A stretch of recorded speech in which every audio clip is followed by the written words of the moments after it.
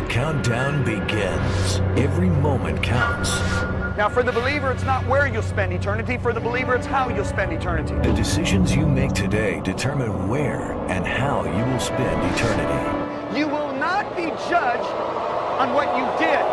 You will be judged in the light of what you were called to do. At the zenith hour, there's no second chance. Whatever we do in this zero time determines how we're going to spend eternity. Life is but a vapor. If you really want to know the truth, every one of us are going to touch people's lives if we just do what we're called to do. This 12-part series will challenge you to confront your motives, making your life count from this moment on as you face your own eternity with great confidence on Judgment Day. Muito bem! Sabem, eu vou dizer, não há nada melhor do que estar na presença de filhos de Deus. Filhos famintos e felizes. Eu estou num lugar assim, não há nada melhor no mundo. Amém? Certo, então estamos na hora número 5. Repita, hora 5. No nosso currículo movido pela eternidade, e esta lição pode ser encontrada no capítulo 7, o fundamento. Eu vou falar sobre o fundamento. Vocês lembram que lá atrás, bem lá atrás, na hora número 2, eu falei sobre doutrinas elementares ou fundamentos. Na verdade, vamos voltar lá, Hebreus capítulo 6, é onde começaremos hoje. Hebreus capítulo 6, por favor. Vamos ler a partir do verso 1 desta forma, deixando a discussão dos princípios elementares de Cristo. Vamos continuar para a perfeição, não lançando outra vez o fundamento. Repita, fundamento. Repitam, princípios elementares. O fundamento de arrependimento de obras mortas, de fé para com Deus e doutrina de batismos, imposição de mãos. Não é interessante que uma doutrina fundamental é a imposição de mãos? Quantas igrejas não entendem isso? Da ressurreição dos mortos e do julgamento eterno. A Bíblia amplificada diz julgamento e punição eternos. Então, podemos ver quando lembramos, e eu vou dizer isso de novo porque nunca é demais, que uma doutrina elementar de Cristo, que é elementar, é o básico, é o fundamento, o essencial sobre o qual você constrói, certo? Uma doutrina elementar de Cristo são julgamentos e punições eternas. Bem, isto foi uma coisa que me assustou. Eu diria que a maioria da igreja na América hoje não entende os julgamentos e punições eternas. Então, foi por isso que isso me assustou. Você consegue imaginar um jovem homem ou mulher pulando o ensino fundamental? Não aprendendo a escrever, a ler, a subtrair, somar, dividir e multiplicar. E então tentando ir adiante para o ensino médio. Ou avançar e entrar num curso superior de artes ou de ciências, ou avançando e tentando um doutorado. Você consegue imaginar construir uma casa sem um fundamento? Você consegue imaginar? A doutrina fundamental? A doutrina elementar? Nós nunca faríamos isso no natural. Por que permitimos isso acontecer na igreja? Esta foi a força propulsora que o Espírito Santo pôs dentro de mim quando me disse para escrever esse livro. Eu fui levado a orar muito, manhã após manhã, aflito pela ignorância de muitas pessoas sobre os julgamentos e punições eternos. Quer dizer, você fala com muitas pessoas na igreja hoje. Você sabia que nós fizemos uma pesquisa? 69% dos evangélicos, não protestantes, evangélicos, creem que você pode ser salvo sem ser por Jesus. 69 eu vi, fiquei impressionado, pedi outra pesquisa. Porque eu fiquei... Não, você está brincando. Então vocês que estão sentados aqui são minoria. Muito mais que isso, há pessoas que sabem, nem mesmo consideram a eternidade. Estão construindo suas vidas inteiras agora.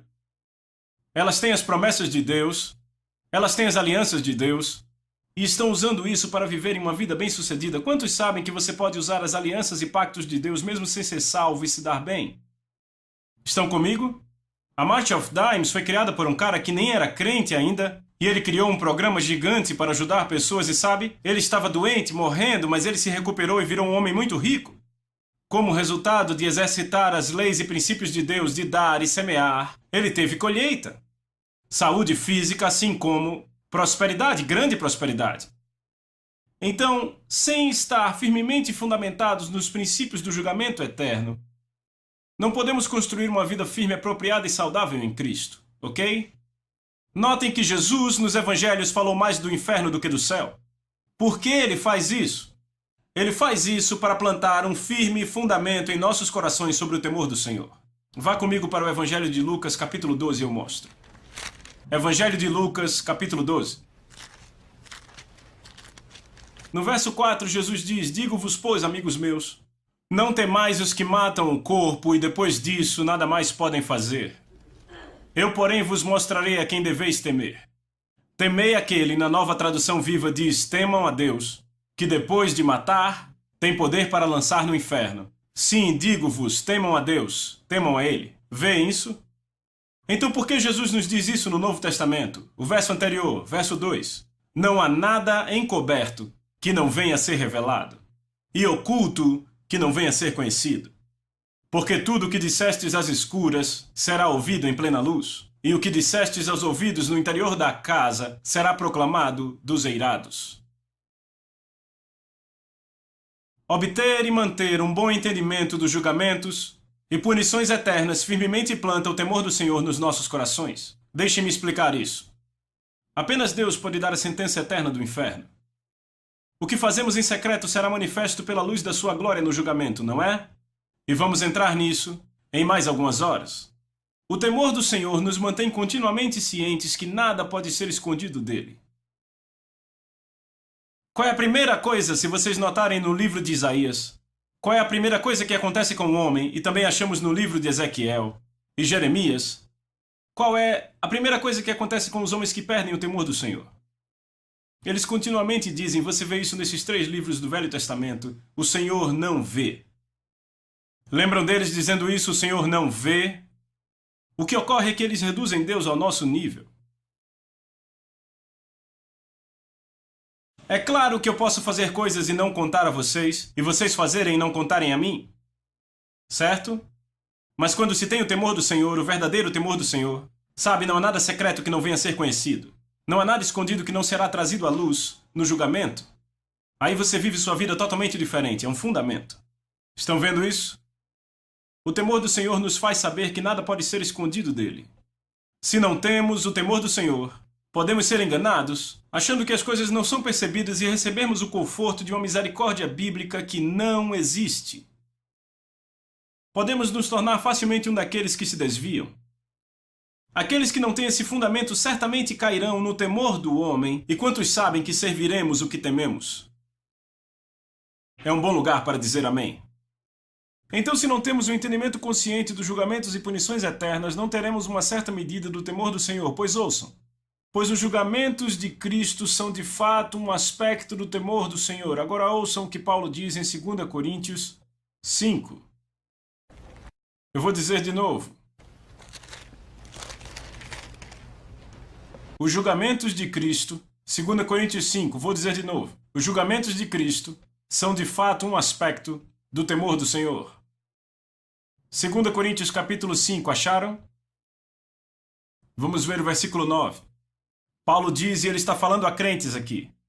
Desta forma fazemos disso nosso alvo, esteja presente ou ausente, sermos nós agradáveis a ele, repita, agradáveis. Não a homens, mas a Deus. Porque devemos todos comparecer diante do tribunal de Cristo, para que cada um possa receber as coisas feitas no corpo de acordo com o que ele fez, seja bom ou mal. Verso 11. Conhecendo desta forma o temor do Senhor. Outra versão diz, conhecendo dessa forma o terror do Senhor. Persuadimos os homens. Então vocês notaram que Paulo chama o tribunal de Cristo de o temor do Senhor um aspecto do temor do Senhor? Isaías 33:6, na Nova Versão Internacional, diz assim: Ele será um firme fundamento nos tempos, uma grande riqueza de salvação. Sabedoria e conhecimento, o temor do Senhor é a chave desse tesouro. Por que o temor do Senhor é a chave para esse tesouro? Porque o temor do Senhor te manterá nos caminhos de Deus. Ele te faz perceber que você é mais visível para Deus do que qualquer outro. Você pode dizer amém? Então o temor do Senhor é um fundamento certo, repitam, fundamento. E um aspecto do temor do Senhor é o tribunal de Cristo. Deixe-me dizer isso. Lembram das lições anteriores quando Jesus olhou para as pessoas e disse, apartai-vos de mim? Sabe o que ele disse depois disso? É algo fantástico. Vá para Mateus capítulo 7, você vai ver como tudo isso se amarra. Mateus capítulo 7, volte lá rápido.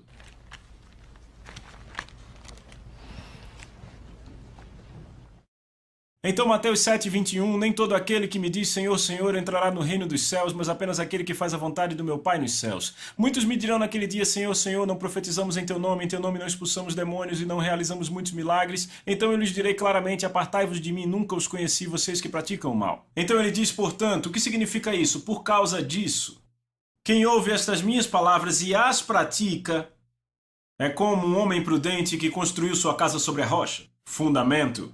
Veem isso, amigos?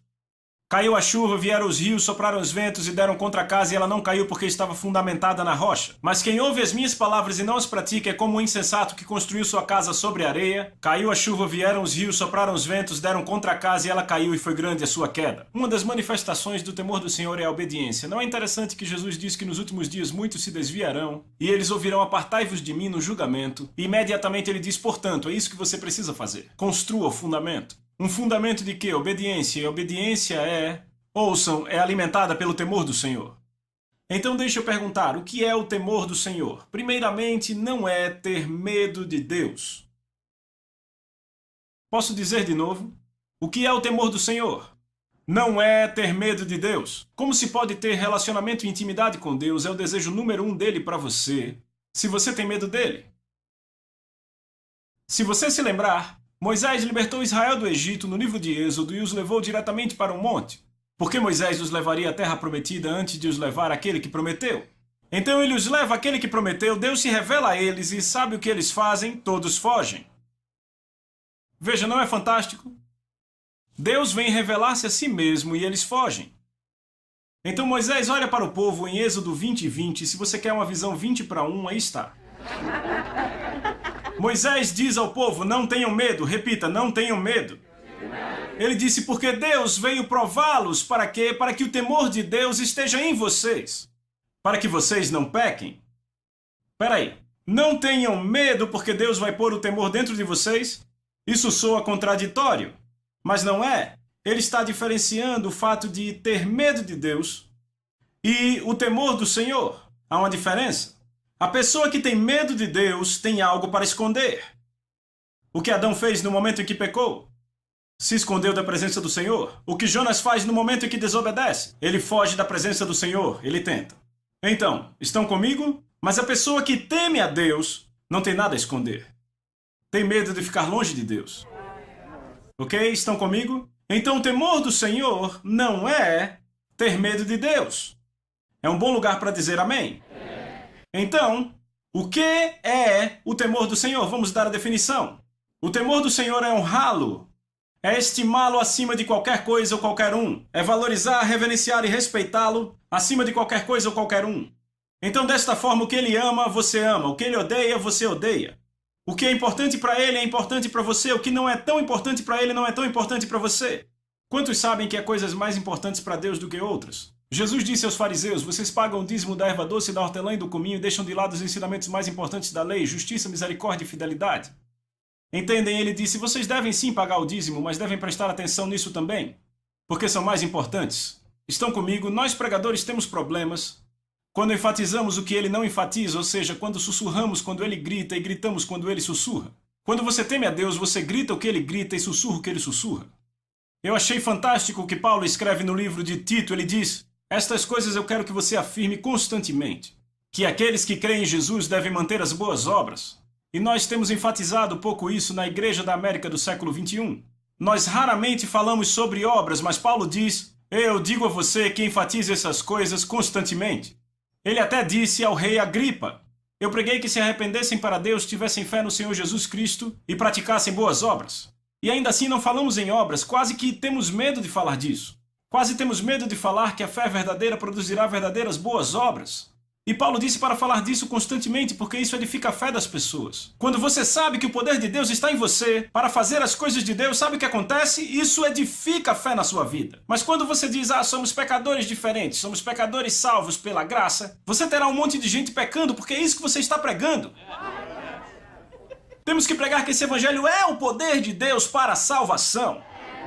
Isso muda você, glória a Deus, isso me alegra. Amém? E é aí que nos complicamos, começamos a não enfatizar o que Deus enfatiza.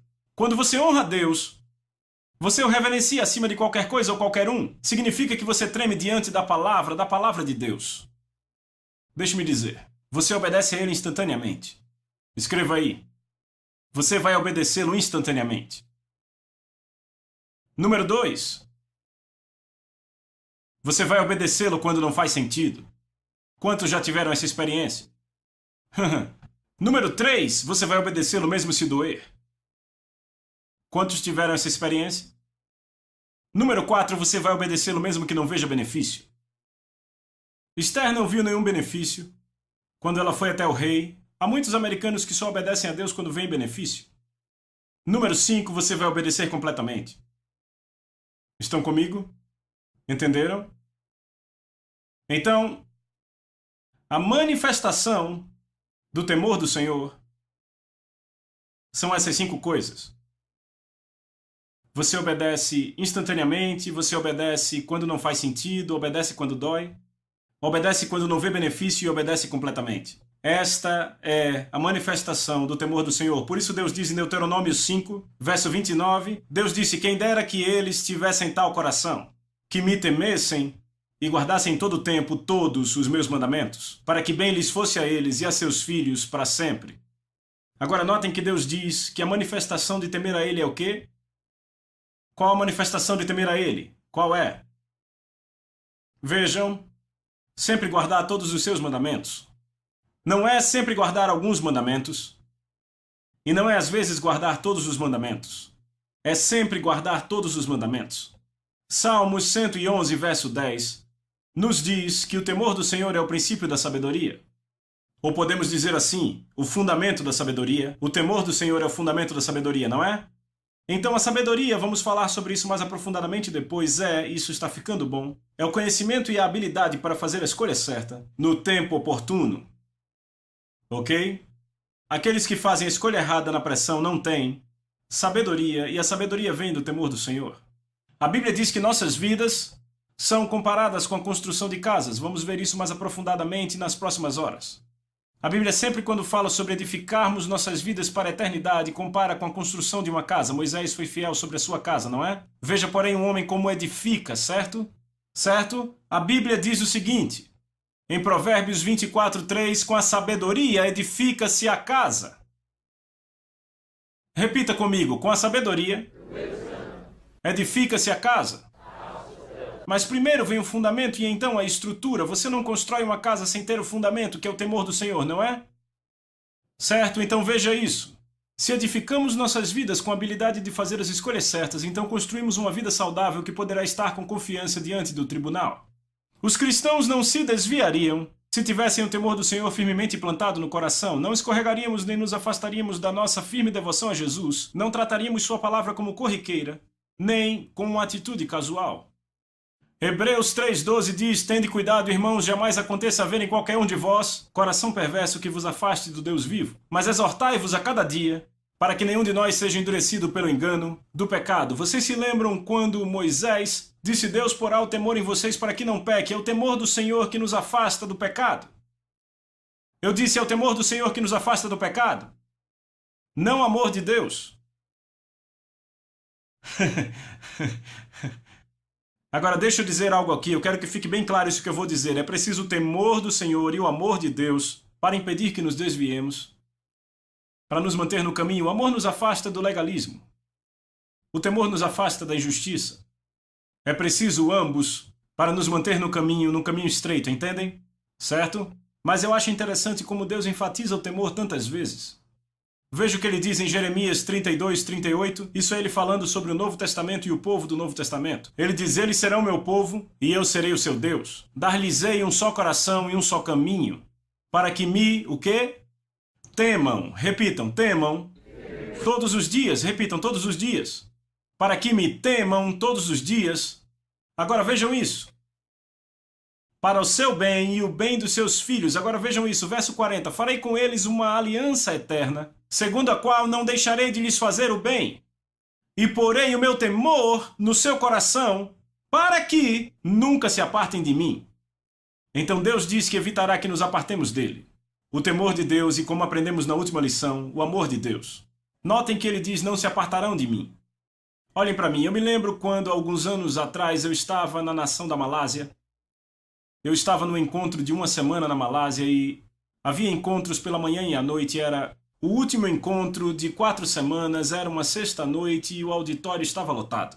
Havia estudantes da Bíblia ali, de todo o hemisfério leste, das Ilhas Salomão e da Austrália e da Índia, e pastores de todas as nações foram à Malásia para a conferência, pessoas que vieram da área de Kuala Lumpur, e eu lembro que foi uma semana dura, muito cansativa.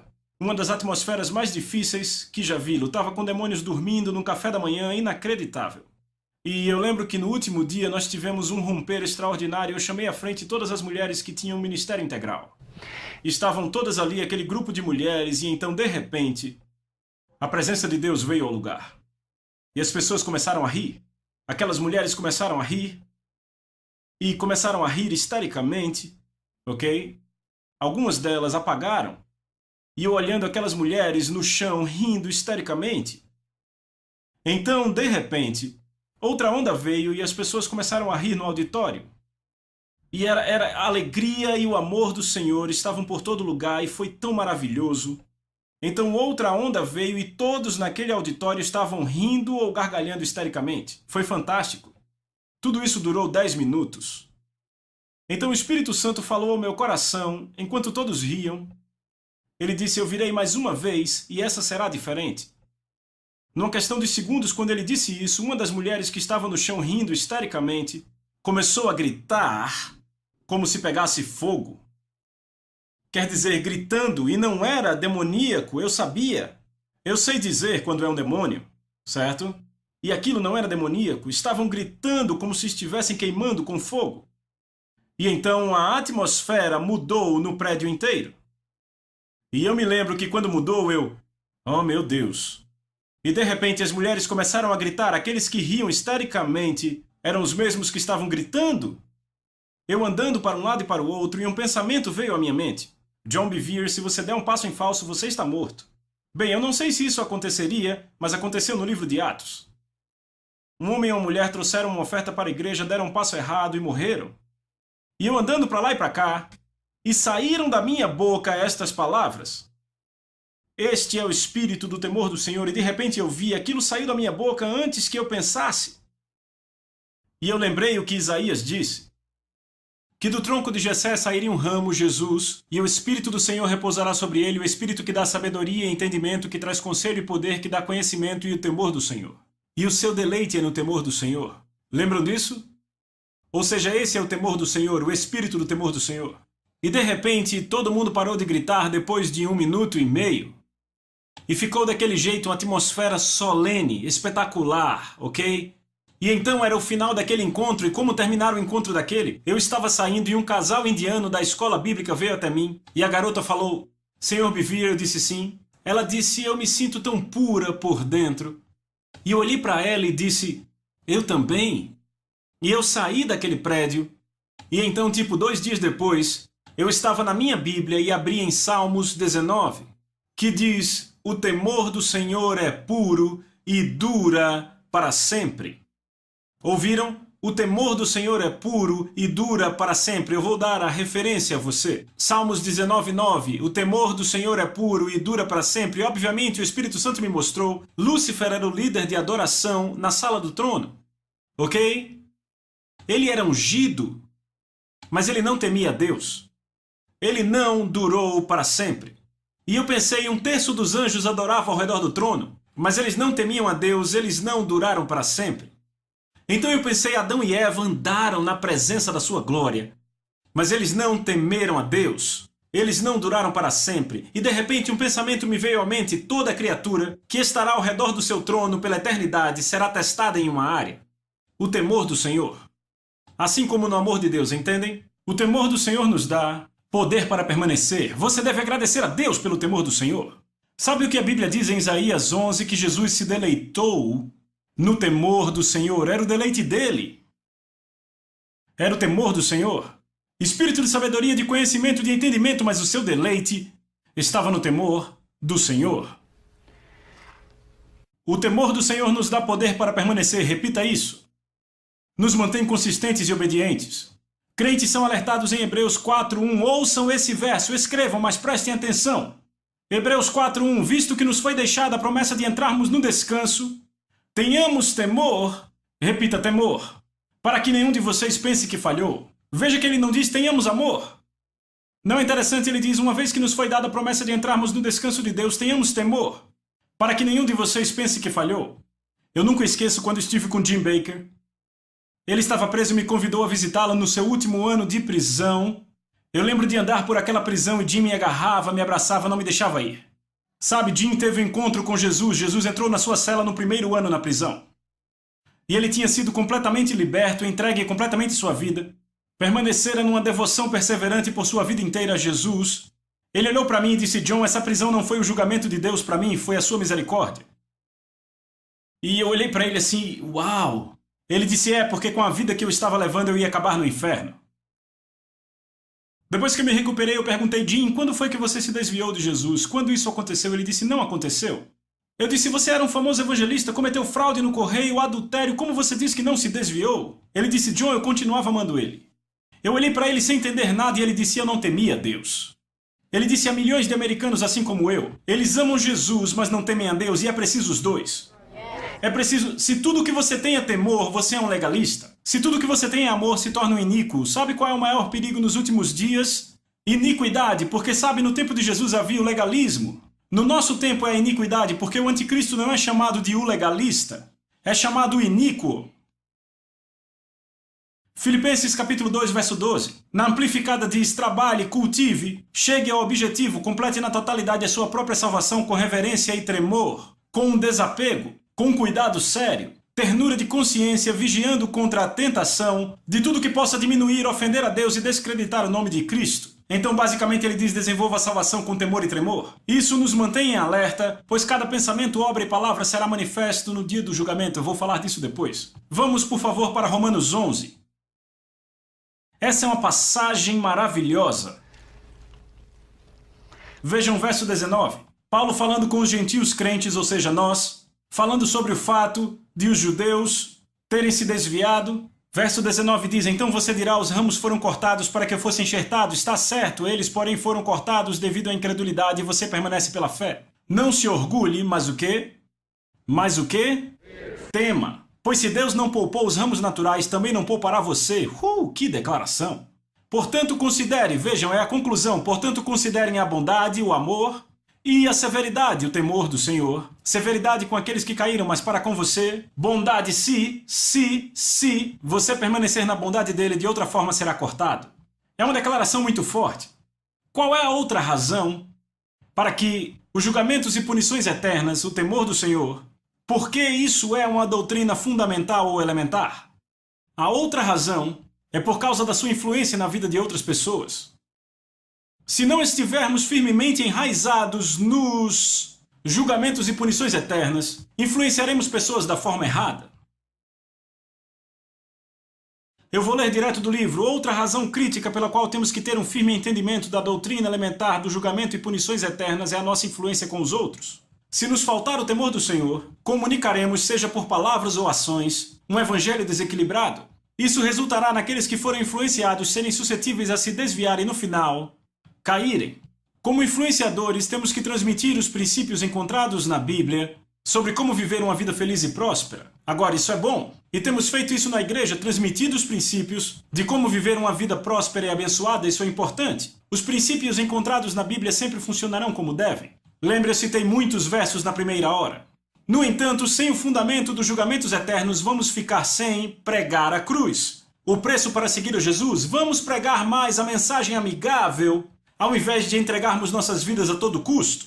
Então os discípulos que formaremos com nossa mensagem serão discípulos que servirão a Jesus pelo que podem conseguir dele, não pelo que ele é. Estão acompanhando? Há um exemplo excelente nos evangelhos e vá comigo para o Evangelho de Marcos, capítulo 10. Evangelho de Marcos, capítulo 10 é uma passagem muito familiar sobre o jovem rico. Evangelho de Marcos, capítulo 10. Quantos aqui lembram do jovem rico, certo? Então, esse era o meu conceito sobre o jovem rico. Eu costumava pensar e ver esse cara descendo do seu carrão, com aquelas roupas caras, aquele terno da moda, sabe? Com aquele visual descolado. E então ele vem andando com seus assistentes naquele ar arrogante e chega: Jesus, o que eu tenho que fazer para ser salvo? Certo? Essa era a minha imagem do jovem rico. Então um dia eu li a minha Bíblia. Não é fantástico o que acontece quando lemos a Bíblia? Vejam o verso 17. Quando Jesus ia saindo, um homem veio correndo, se ajoelhou diante dele e perguntou: bom mestre, que farei para herdar a vida eterna? Jesus tinha um grupo de pessoas ao seu redor. Aquele cara era provavelmente o cara mais rico da redondeza. E ele não vem com uma atitude arrogante, ele vem correndo e diz: mestre, o que eu devo fazer para ser salvo? Será que ele não estava buscando? Você acha que ele queria? Certamente ele buscava com intensidade e paixão. Sabe, eu não vejo muita gente correndo para os pregadores, se ajoelhando e dizendo o que devo fazer para ser salvo. A gente desmaiaria. E faríamos a oração: Jesus, vem em meu coração, eu te recebo como Salvador, amém. Agora você é irmão, você é crente, venha, me siga, certo? Diríamos algo assim. Mas veja o que Jesus faz. Verso 18.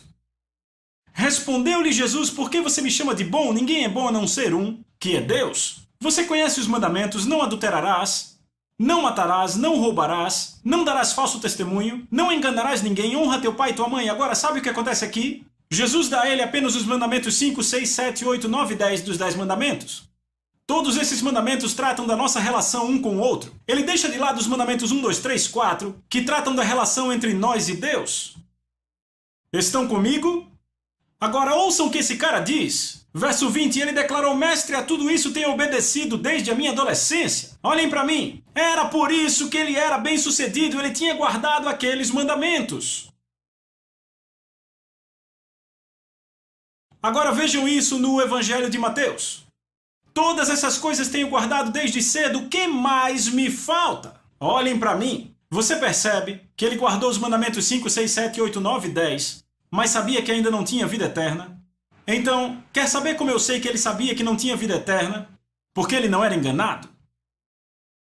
Porque ele chamou Jesus de bom mestre, não de Senhor.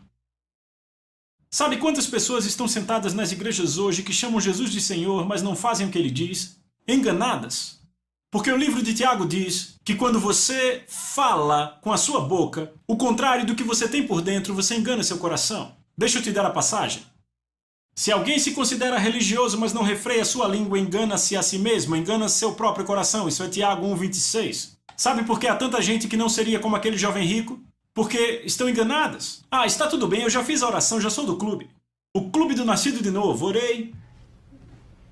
Eu sou cristão. Eu e minha namorada com quem vivo somos cristãos.